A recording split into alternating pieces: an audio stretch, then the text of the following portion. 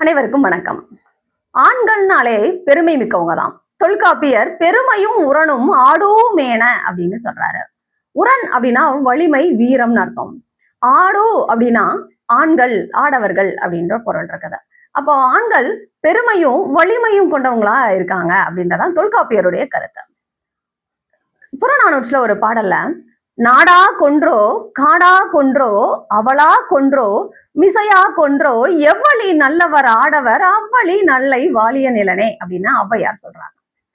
இந்த பாடல்ல ஒரு நிலம் நாடாக இருந்தாலும் சரிதான், காடா இருந்தாலும் சரிதான், பள்ளமா இருந்தாலும் சரிதான், மேடா இருந்தாலும் சரிதான், எப்படி இருந்தாலும் சரிதான். இங்க அவள் அப்படின்றதுக்கு பள்ளம் அப்படின்ற பொருள் இருக்கு, மிசை அப்படின்றதுக்கு மேடு அப்படின்றதான் பொருள். அப்படி ஒரு நிலம் எப்படி இருந்தாலும் சரிதான், அங்க வாழக்கூடிய ஆண்கள், ஆடவர்கள் நல்லவர்களா இருந்தாங்க அப்படின்னா அந்த நிலமே நல்ல நிலமாகும் அப்படின்றதுதான் இந்த பாடலுடைய கருத்து. நிலமே நீ வாழ்க அப்படின்னு சொல்ல முடிக்கிறாங்க. இப்ப இந்த பாடல்ல நாடா கொன்றோ அப்படின்னு சொல்லும் போது நம்மளுடைய சங்க இலக்கியம் பொதுவா ஐந்திணையா பிரிச்சிருக்காங்க. ஐவகை திணையா அகத்திணையா பிரிச்சிருக்காங்க. அப்படி அந்த ஐந்திணை குறிஞ்சி, முல்லை, மருதம், நெய்தல், பாலை அப்படின்னு சொல்றோம். அதுல இந்த நாடா கொன்றோ அப்படின்ற சொல்லானது மருத நிலத்தை சொல்லக்கூடியதா இருக்குது. அதாவது மருத நிலம் அப்படின்னாலே வயலும் வயல் சார்ந்த பகுதியும், அதனால நாடா கொன்றோம். காடா கொன்றோம் அப்படின்னா காடும் காடு சார்ந்த பகுதியும், முல்லை நிலம், அதான் இங்க சொல்றாங்க.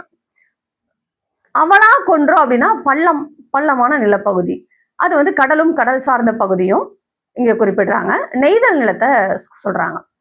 மிசையா கொன்றோ, மிசைனா மேடு அப்படின்னு பொருள், மேல் அப்படின்ற ஒரு பொருளும் இருக்குது. இங்க இப்ப மிசையா கொன்றோம் அப்படின்னா மலையும் மலை சார்ந்த பகுதியும் குறிஞ்சி நிலத்தை சொல்றாங்க. இப்படி எப்படிப்பட்ட நிலமா இருந்தாலும் சரி, குறிஞ்சி, முல்லை, மருதம், நெய்தல் அப்படின்னு எப்படிப்பட்ட ஒரு நிலமா இருந்தாலும் சரிதான், அதை பத்தி நமக்கு கவலை இல்லை, நிலத்தை பத்தி. ஆனா அங்க வாழக்கூடிய ஆண்கள் நல்லவங்களா இருக்காங்க அப்படின்னா அந்த நிலைமை சிறப்பானதா இருக்கும் அப்படின்றதான் இந்த பாடலுடைய பொருள். கல்வி, ஒழுக்கம், மேன்மை, இது எல்லாமே, கருணை, இதெல்லாமே ஆண்களுடைய சிறப்பா நம்ம பதிவிடலாம். இங்க சரி ஆண்களை மட்டும் சொல்றாங்களே அப்படின்னு பார்த்தோம்னா, திருக்குறள்ல ஈன்ற பொழுதின் பெரிதுவக்கும் தன் மகனை சான்றோன் என கேட்ட தாய், தன் மகனை சான்றோன் என கேட்ட தாய் அப்படின்றாங்க. ஒரு அம்மாவுக்கு குழந்தை பெறும்போது அவ்வளோ ஒரு மகிழ்ச்சி. ஆனா அந்த மகிழ்ச்சியை விட தான் பெற்ற குழந்தைய ஒருத்தவங்க நல்ல பையனா இருக்கானே, நல்ல அறிவார்ந்த பையனா இருக்கானே அப்படின்னு சொல்லும் போது, ஒழுக்கமான பையனா இருக்கானேன்னு சொல்லும் போது இருக்கக்கூடிய மகிழ்ச்சி பாருங்க, அதுதான் சிறப்பு. அவ்வளவு அதை சொல்லவே முடியாது. அந்த தாய் அவ்வளோ மகிழ்ச்சி அடைவாங்களாம். இங்க நம்ம கொஞ்சம் ஏன் இங்க ஆண்களை சொல்றாங்க அப்படின்னு பார்த்தோம்னா, ஆண்களை முன்னிலைப்படுத்திய சமூகமா இருந்திருக்குது. ஒரு குடும்பத்தோடைய சுமையை தாங்கக்கூடிய தூணா ஆண்கள் இருக்காங்க. அதனாலதான் இங்க ஆண்களை முன்னிலைப்படுத்தி சொல்றாங்க அப்படின்றதை நம்ம பார்க்க முடியுது.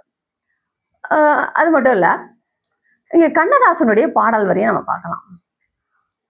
ஆசை களவு, ஆசை கோபம் களவு கொள்பவன் பேச தெரிந்த மிருகம், அன்பு நன்றி கருணை கொண்டவன் மனித வடிவில் தெய்வம், இதில் மிருகம் என்பது கள்ளமனம், உயர் தெய்வம் என்பது பிள்ளை மனம், இந்த 6 கட்டளை அறிந்த மனது ஆண்டவன் வாழும் வெள்ளை மனம், ஆண்டவன் வாழும் வெள்ளை மனம் அப்படின்னு கண்ணதாசன் சொல்றாருங்க. அப்போ இங்க சிலருக்கு ஐயம் ஏற்படும். இந்த ஆடவர் எவ்வளி நல்லவர் ஆடவர் அவ்வளி நல்லை வாழிய நிலனே சொல்லும்போது, இந்த ஆடவர் அப்படின்ற சொல் ஆண்களை மட்டும்தான் குறிக்குதா? இன்னும் சில பேர் நம்முடைய தமிழ் அறிஞர்கள் சொல்றாங்க, இது மக்கள் அப்படின்னு நம்ம எடுத்துக்கலாம், ஒரு பொருளை எடுத்துக்கலாம் அப்படின்றாங்க. ஏன் அப்படின்னா, இப்ப நம்ம சொல்றோம் ஈன்ற பொழுதின் பெரிதுவக்கும் தன் மகனை சான்றோன் என கேட்ட தாய். ஏன் மகன்னா மட்டும்தான் சான்றோனா கேட்கும் போது மகிழ்ச்சி அடைவாங்களா? மகள்னா மகிழ்ச்சி இருக்காதா அப்படின்னு நம்ம யோசிக்க தோணும் இல்லையா? அதுக்காக சில ஆசிரியர்கள், சில அறிஞர் பெருமக்கள் சொல்றாங்க, இந்த இடத்துல மக்கள் எல்லாருமே அப்படின்ற பொருளையும் நம்ம எடுத்துக்கலாம் அப்படின்றதான் இங்க சொல்றாங்க.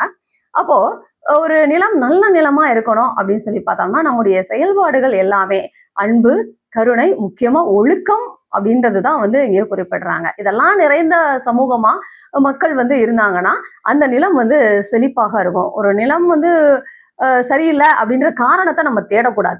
அது சரியில்லை அதனாலதான் நான் இப்படி இருக்கேன், இது சரியில்லை அப்படி அதனாலதான் நான் இப்படி இருக்கேன்னு நம்ம சரியில்லாம இருக்கிறதுக்கு ஏதாவது ஒரு காரணத்தை தேடி இருக்கக்கூடியது சரியானது கிடையாது. அததான் இங்க பதிவு பண்றாங்க. நம்மளுடைய நிலைமை சரியா இருந்தா எல்லாமே நல்லா இருக்கும். அதனால எல்லா பண்புகளையும் சிறந்து நம்ம வாழ்க்கையில மேம்படுவோம். அனைவருக்கும் நன்றி.